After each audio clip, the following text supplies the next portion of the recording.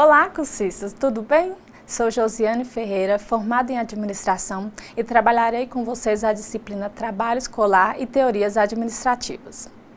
A nossa disciplina tem como objetivo ampliar seus conhecimentos com o propósito de analisar a escola como organização, considerando as contribuições das principais teorias administrativas e a especificidade da escola como organização responsável pela sistematização do saber. Espera-se que você reconheça a importância de a escola orientar o seu trabalho para a transformação social. É importante estabelecer uma relação crítica entre política, planejamento e legislação educacional, levando em conta as implicações dessa relação no contexto da escola, compreendida em sua totalidade. A importância do planejamento do trabalho e a questão ética. Abordaremos na nossa aula 1 os seguintes assuntos: as concepções de educação, as organizações como características fundamental da sociedade moderna e teorias administrativas. Sendo assim, vamos ao nosso conteúdo.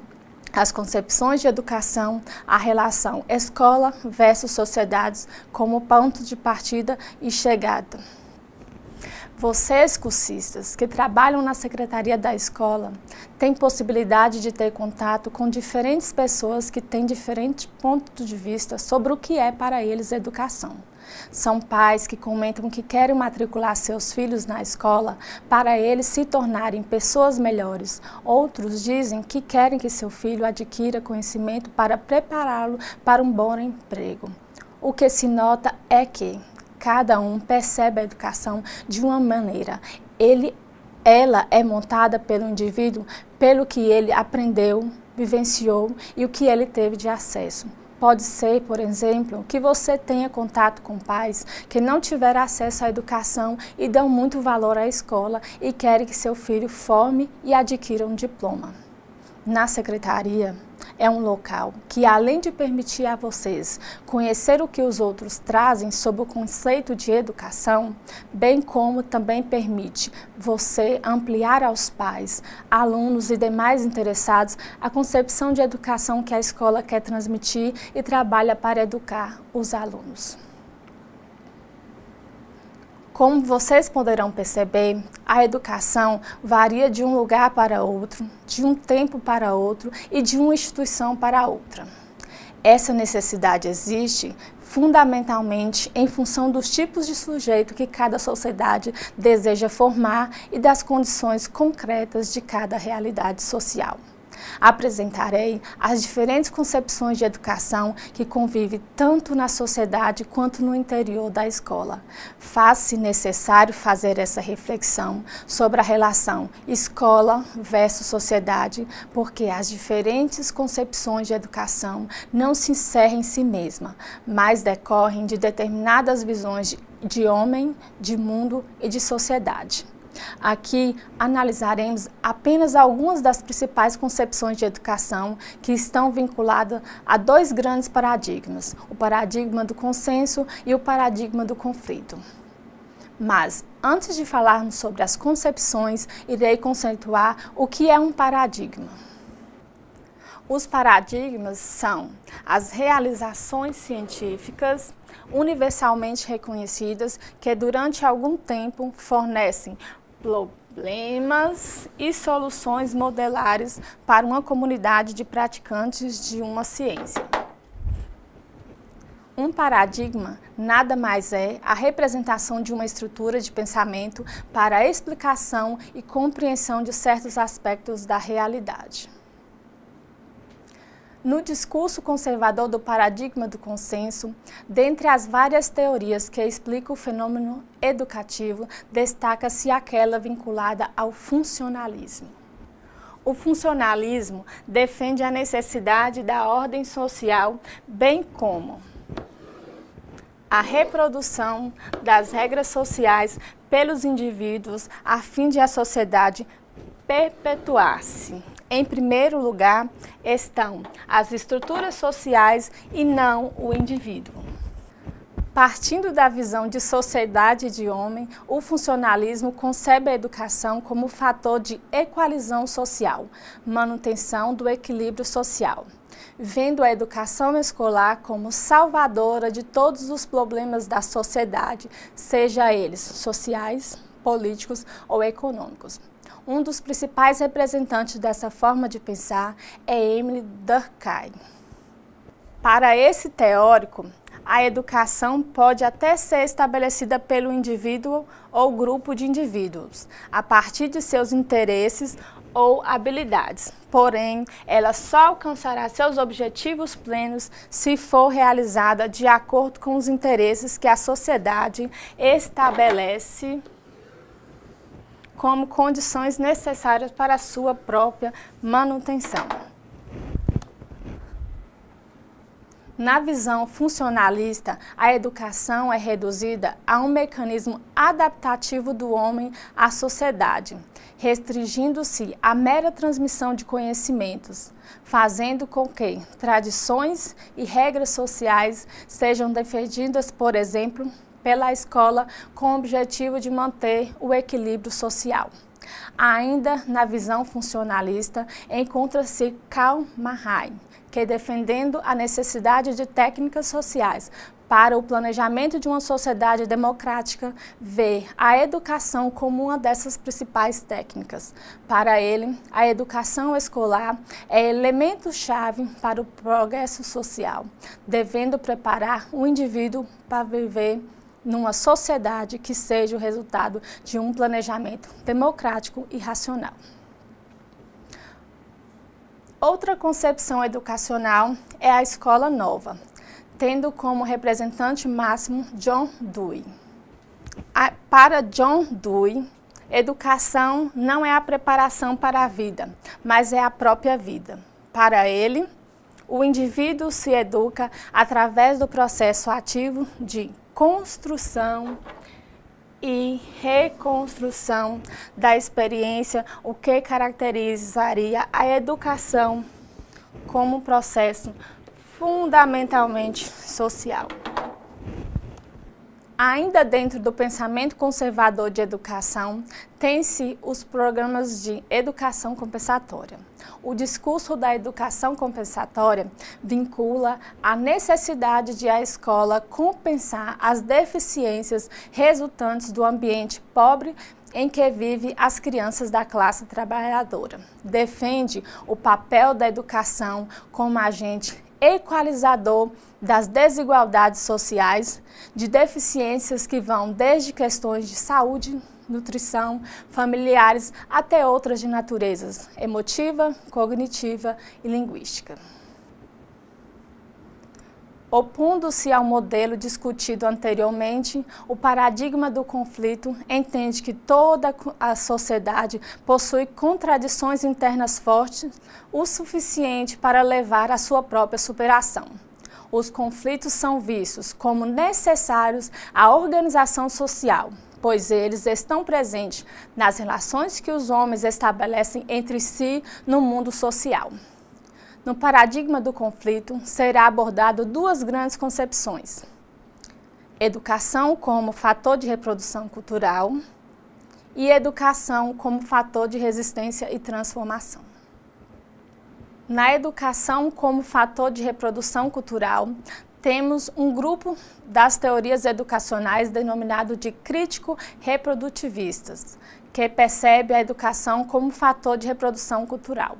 Para Louis Althusser, o trabalho da escola é escolher um saber único e passá-lo a indivíduos concebidos isolados de suas condições de classe. Para ele, a escola veicula a ideologia burguesa e a impõe à classe trabalhadora, negando-lhe quaisquer possibilidade de expressar sua própria visão de mundo. Com o pensamento semelhante, Bourdieu e Passeron relata que a escola age pela violência simbólica. E essa violência simbólica é manifestada quando a escola leva o aluno a destruir sua visão de mundo para assumir a da classe dominante. Para Baudelot e Stabler, A principal função da escola capitalista é inculcar a ideologia burguesa na classe trabalhadora, contribuindo assim para a reprodução das desigualdades sociais. Esses autores admitem que os alunos trabalhadores têm uma ideologia própria, mas ao ingressar na escola, esses alunos têm destruído sua visão de mundo. Tal processo se desenvolve à medida que a escola procura torná-los submissos e sem forças significativas para manifestarem-se e fazer valer sua ideologia de classe. A educação como fator de resistência e transformação social. Essa nova abordagem trabalha a ideia de resistência. Henri Giraud é um dos mais importantes representantes dessa teoria crítica em educação que apresenta certa esperança emancipatória do trabalho da escola. Essa teoria inspira-se no pensamento de Antônio Gramsci, teórico segundo a qual todos os homens são intelectuais, embora, devido às condições materiais e ideológicas da organização da cultura, só alguns efetivamente desempenham essa função. Para ele, não há nenhuma atividade humana totalmente desprovida do elemento intelectual. A teoria da resistência parte do princípio de que o processo de reprodução cultural nunca é total, existindo sempre germes de resistência nas práticas escolares e dos grupos. É o conhecimento que possibilita distinguir a realidade social, pondo em perigo as verdades até então ditas como absolutas e inquestionáveis. Então, a educação pode ser considerada como fator de transformação social, já que uma classe social só pode impor-se sobre a outra se fazer valer sua visão de mundo e seus interesses. Nesse contexto, é que a prática educativa assume um caráter politizador capaz de ajudar a reverter o caráter classista que se tem manifestado historicamente na função da escola. Para finalizarmos, podemos resumir as concepções de educações que foram relatadas da seguinte forma. No paradigma do consenso, concepção de educação como fator de equalização social, segundo a qual a escola é a redentora da sociedade, mostrando-se capaz de eliminar as desigualdades sociais. Programas de educação compensatória, para os quais a escola deve assumir um papel de compensação das deficiências originadas no meio social do indivíduo. No paradigma do conflito, educação como fator de reprodução cultural, cujos defensores afirmam ter a educação escolar, uma sociedade capitalista, a função de reproduzir essa mesma sociedade e, portanto, as desigualdades nela geradas. E educação como fator de resistência e transformação social, segundo o qual, ao mesmo tempo que a educação reproduz a sociedade, ela também apresenta possibilidade de transformação das estruturas sociais. Agora vamos falar sobre a unidade 2, as organizações como característica fundamental da sociedade moderna. Na atualidade, todos os indivíduos, inclusive você, estão envolvidos e participam de um grande número de organizações ao mesmo tempo. A escola é uma delas. Como em toda organização que necessita da união e cooperação de seus membros para atingir seus objetivos, você perceberá que a escola somente concretiza o trabalho dela contando com a participação dos diversos grupos que a compõem. É da união de forças, inclusive da resultante do seu trabalho na secretaria da escola, que essa organização conseguirá desempenhar um papel de grande importância no mundo moderno.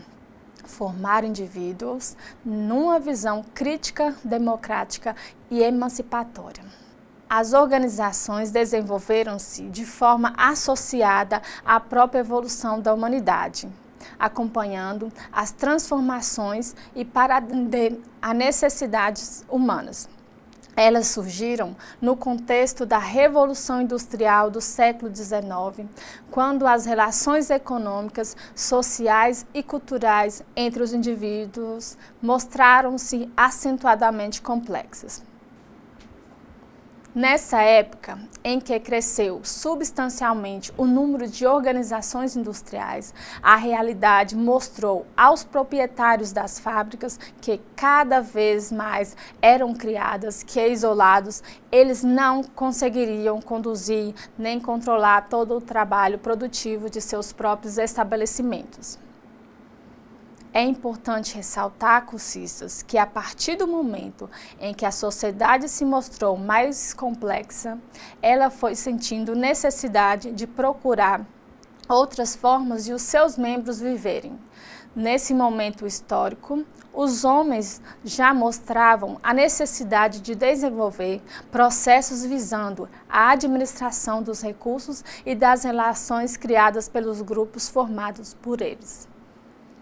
Com o acelerado crescimento industrial no século XIX, o mundo passou a sentir necessidade de conhecimentos mais aprofundados sobre como administrar as empresas, indústrias e fábricas que continuavam a surgir.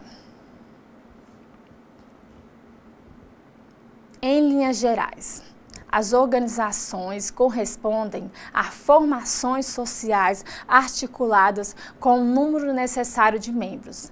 Elas possuem funções internas definidas e apresentam de forma consciente fins e objetivos específicos também estabelecidos. Diante disso, as organizações podem ser entendidas como unidades sociais orientadas para o alcance de objetivos e metas. O que se percebe é que uma organização não se encontra isolada nem é autossuficiente. Ao contrário, existe ao seu redor todo um contexto que deve ser considerado em sua existência e estudo, o ambiente. Dessa forma, as organizações com os seus ambientes hoje devem serem dinâmicas. Elas têm que se adequarem para adaptar-se ao seu ambiente, se quiserem sobreviver. A escola, por exemplo, tem que adaptar ao ambiente na qual está inserida e está interligada a outras organizações. Como exemplo de que elas têm que ser dinâmicas, podemos destacar transformações verificadas no mundo no último século, particularmente aquelas relacionadas à tecnologia.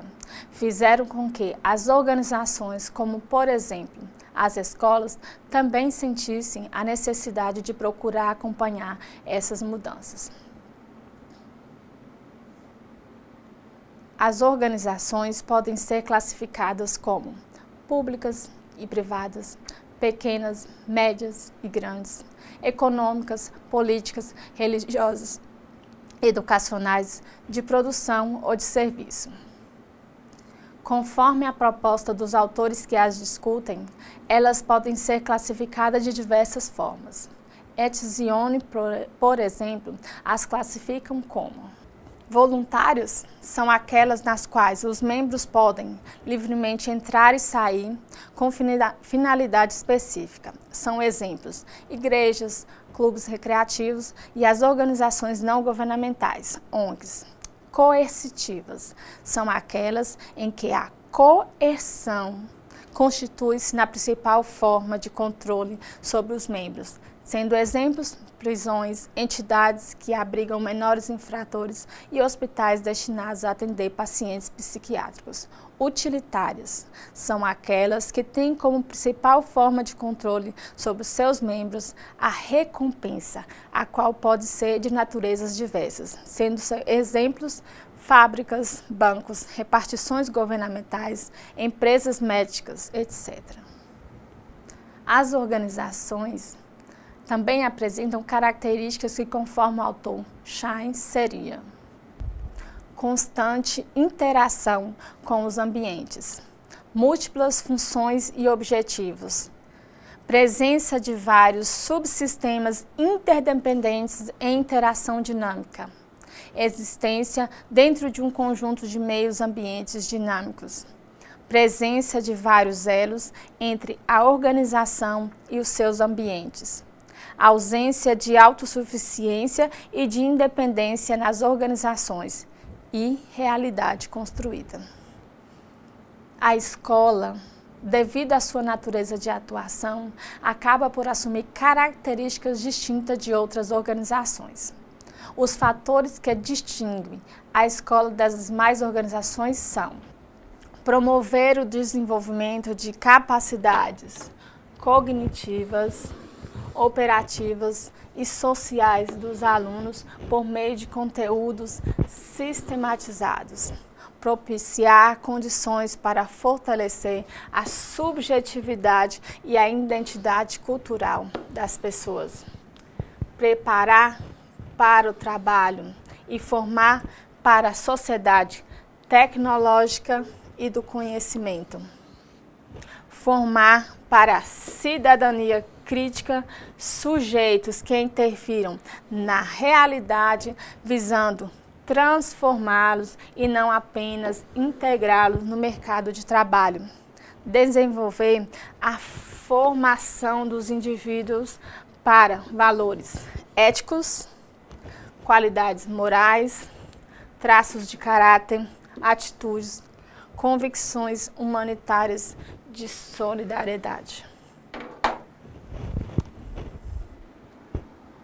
Os autores Bourdieu e Gracindo definem que os fatores que tornam a escola singular diante de quaisquer outras organizações sociais são a finalidade da escola, a estrutura pedagógica da escola, as relações internas e externas que decorrem dessa estrutura pedagógica, o resultado de sua produção, o qual se diferencia da produção em série característica das indústrias.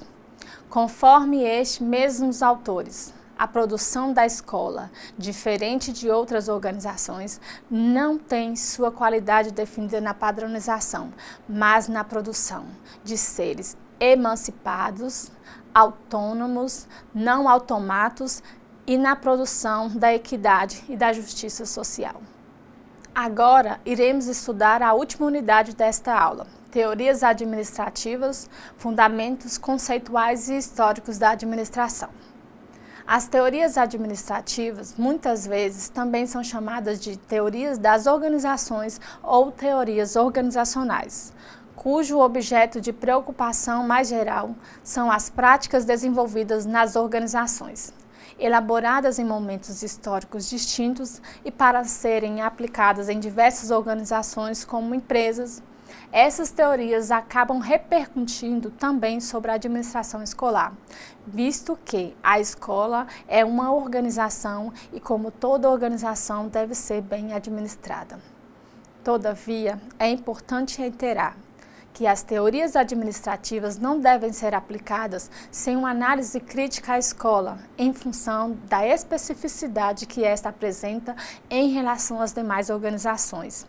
E conforme formos apresentando as teorias, vocês perceberão que muitos dos itens e princípios apresentados se faz presente no ambiente da escola e também na secretaria escolar. Vários são os motivos que justificam a importância da compreensão das teorias administrativas. Dentre estes, o consenso que o mundo moderno é, sobretudo, o mundo das organizações. Por outro lado, se você parar para pensar, verá que participa e depende ao mesmo tempo de diversas organizações econômicas, políticas, culturais e religiosas. Há uma variedade de teorias administrativas. Focalizaremos aqui apenas algumas delas, na qual estarão agrupadas em duas grandes abordagens. Teorias de natureza prescritiva e normativa, que são aquelas que estabelecem regras ou princípios gerais de aplicação, e teorias de natureza explicativa e descritiva, que são aquelas que descrevem e explicam os fenômenos organizacionais. Dentro da abordagem prescritiva e normativa, abordaremos sobre a teoria administração científica, teoria clássica das organizações e a escola das relações humanas. Mesmo sendo do século XIX, ainda hoje, traços dessas teorias podem ser encontrados em muitas organizações, inclusive algumas de caráter educativo. A teoria da administração científica. Enfatizando as tarefas dentro da organização, essa abordagem procurava, ao mesmo tempo, reduzir o desperdício e elevar o índice de produtividade. Seu fundador, Taylor, tinha como principal preocupação nas organizações de determinar o modo mais eficiente de realizar tarefas repetitivas. O Taylorismo é uma doutrina econômica e tecnocrática sobre a organização do trabalho, destinada a obter o máximo de rendimento com o mínimo de esforço e no menor espaço de tempo. Para isso, utilizou o estudo de tempos e movimentos para padronizar as atividades dentro das organizações. Taylor preocupava-se com a análise metodológica do trabalho, defendendo que cada pessoa dentro da organização, chefe e subordinados, deve saber exatamente o que fazer e fazê-lo muito bem, já que as tarefas eram todas padronizadas. Outro aspecto fortemente defendido por Taylor é a separação entre o planejamento e a execução. Com essa rígida separação, as pessoas eram divididas em dois grupos dentro das organizações.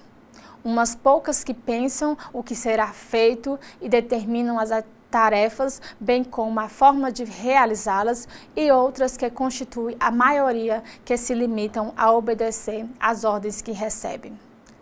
Essa teoria defendia como modelo de homem o do Homo economicus, o qual considera os indivíduos serem motivados exclusivamente por interesses materiais e salariais. Apesar de seus entraves, essa teoria trouxe grandes contribuições à organização da produção, à medida que mostrou que o trabalho humano pode ser estudado sistematicamente. A teoria clássica das organizações tem como fundador o engenheiro Jules-Henri Fayol. Essa abordagem surgiu frente à necessidade da definição de estratégias para administrar as organizações complexas. Fayol concentrou-se nos elementos da administração superior das organizações, fato que contribuiu para sua adesão aos princípios administrativos numa visão de universalidade. Para ele, o gerenciamento poderia ser ensinado com base no pensamento administrativo mais geral. Diferente da teoria clássica, que preocupa com os estudos científicos da organização do trabalho, a Escola das Relações Humanas mostrou-se preocupada com o ser humano no interior das organizações. A Escola de Relações Humanas percebia o homem como um ser mais complexo e tem como princípios básicos: necessidade de uma visão mais elaborada a respeito da natureza da motivação humana. O ambiente social externo da organização deve receber atenção. A organização se caracteriza por ser um sistema social aberto, e valores, sentimentos e atitudes possuem papel importante sobre o processo de produção. Uma característica marcante dessa teoria é sua ênfase nas pessoas, tentando humanizar as práticas administrativas da época, defendendo a valorização dos grupos sociais, a motivação, a liderança, a participação e, sobretudo, a preocupação com a satisfação no trabalho. Como toda teoria, a Escola das Relações Humanas tem como críticas: os humanistas procuravam ajustar os indivíduos ao contexto do trabalho e não o seu crescimento individual. A tentativa de eliminar os conflitos ao invés de administrá-los e a idealização de uma visão ingênua e romântica do trabalhador, como se este fosse feliz, produtivo e completamente envolvido na organização.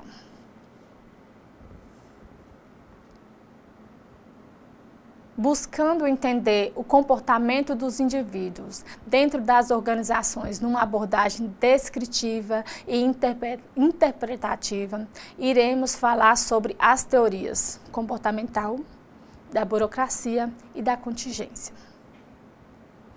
A teoria comportamental, também chamada de teoria behaviorista da administração.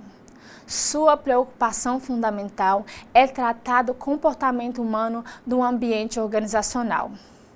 O principal eixo de preocupação behaviorista é o exame do efeito das organizações sobre o indivíduo e a ação do indivíduo sobre a organização. Essa teoria mostrou-se ser possível a busca por uma maior e melhor aproximação entre indivíduo e organização, com o propósito de encontrar soluções menos conflitantes tanto para um quanto para o outro.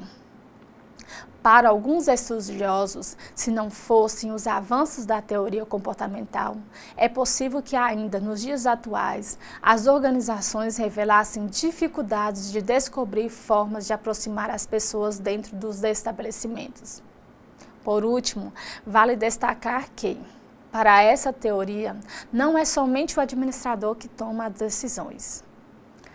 Ao contrário, ela enfatiza que todas as pessoas dentro de uma organização, em todas as áreas, independentes de níveis hierárquicos de situações, estão permanentemente tomando decisões relacionadas ou não com o seu trabalho.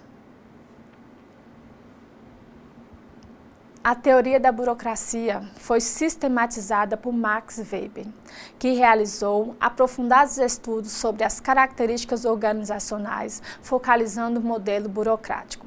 De acordo com a teoria burocrática, dentro das organizações, deve-se buscar a eficiência máxima por meio da padronização do desempenho humano.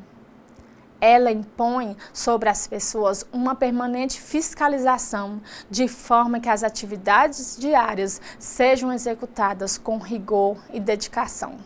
Segundo Weber, as características da burocracia nas organizações são: normas e regulamentos, divisão do trabalho, hierarquia da autoridade, relações interpessoais, especialização da administração, formalismo das comunicações, rotinas e procedimentos, competência técnica, profissionalização do funcionário, previsibilidade do funcionamento.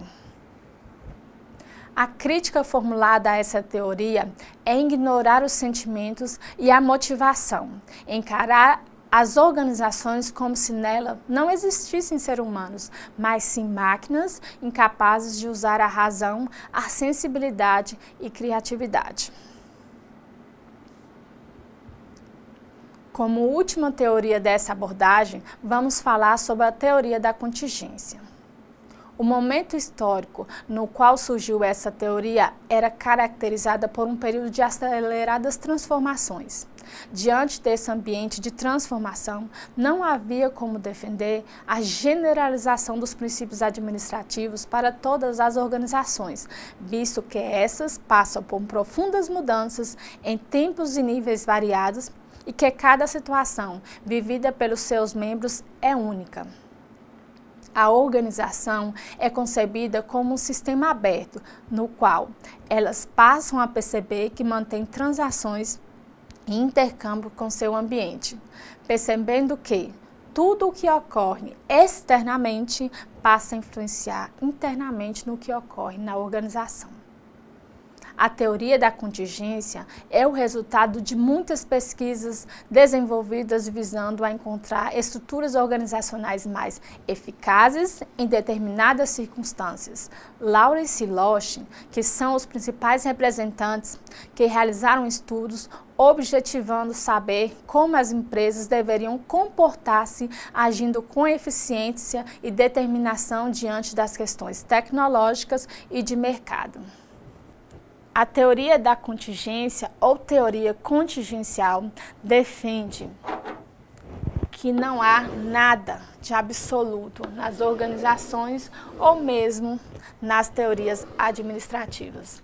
Para essa teoria, há uma relação funcional entre as condições do ambiente